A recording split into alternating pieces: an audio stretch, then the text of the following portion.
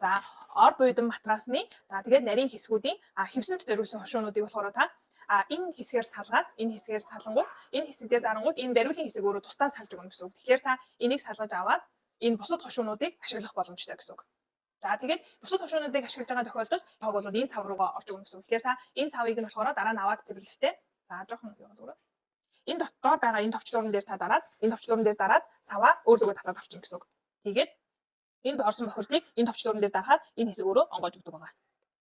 За тэгээд энэ дээд талын хепа шүүлтүүрний хэсгийг бол за ингээд бүхэлд нь аваад энэ хэсгийг бол цэвэрлэх боломжтой байгаа. Буцаагаад хепа шүүлтүүрээ хийгээд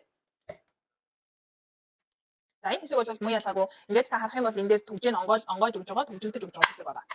За ингээд энэ хепа шүүлтүүрийг бол та ингээд гөвөөд цэвэрлэж болно. Энэ хепа шүүлтүүрийг бол угаагаад тэгээд хатаагаад заавал хураагаар нь ашиглана гэсэн үг.